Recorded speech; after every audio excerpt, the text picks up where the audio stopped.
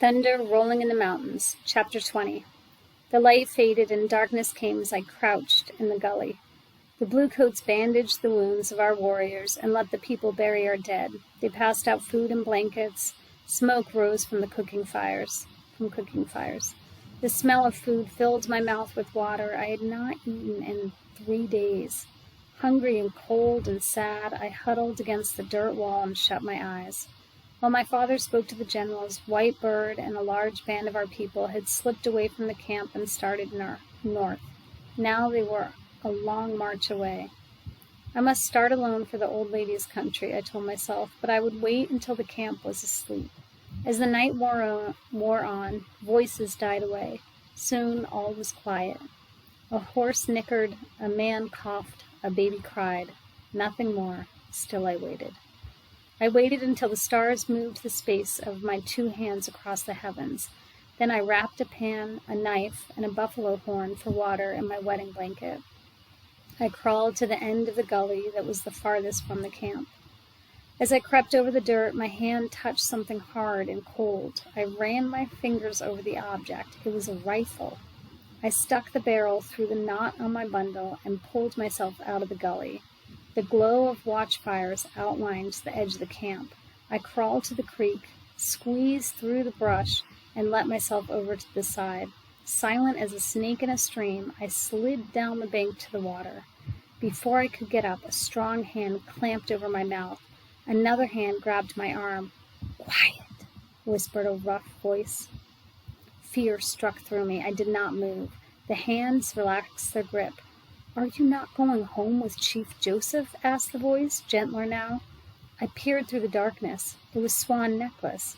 He had not surrendered with the warriors. A burst of joy rose in me. "I'm going to Sitting Bull," I said. "I will never go with the white man." "Let us start," said Swan Necklace. "Better we die together than trust ourselves to those who speak with 2 tongues." We followed the creek until it turned back toward the camp. Then we climbed out of the gully and began to walk toward the star that never moves. Snow covered the ground. Swan Necklace was still stripped for battle.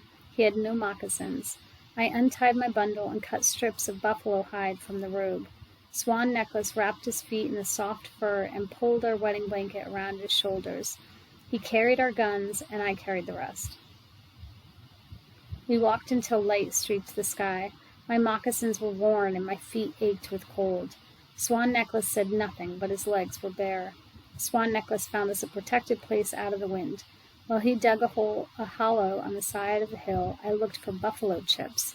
They were covered with snow and hard to spot, but I found enough for a small fire. We rubbed each other's feet to warm them, then huddled beneath the blanket. Heat from the fire spread through us, and we slept until the sun was high. I woke to the touch of Swan Necklace's fingers. He brushed my cheek until my eyes opened.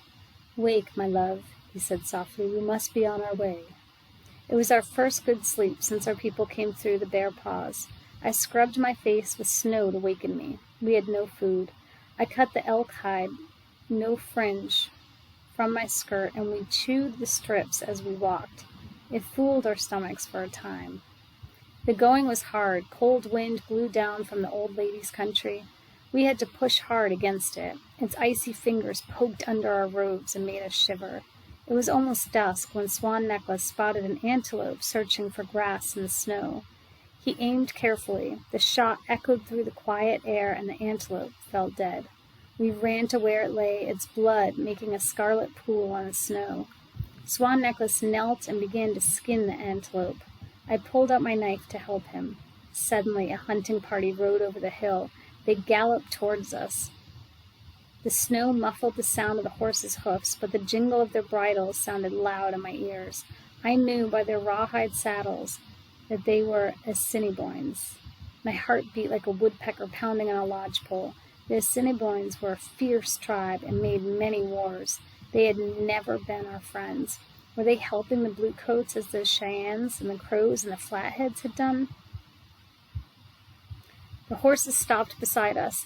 There were 5 riders and 5 extra horses. They had been on a long hunt, and 2 of the horses carried meat and hides.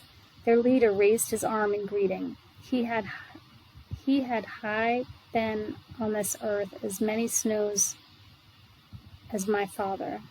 Strips of ermine showed white in his braids. His beaded moccasins were made of soft elk skin. Beneath his saddle was a fine blanket of red wool and otter skins. It was a chief's blanket. Across his saddle lay an old musket, the kind most of our warriors used before we picked up rifles on the battlefield. The other 4 men had no guns.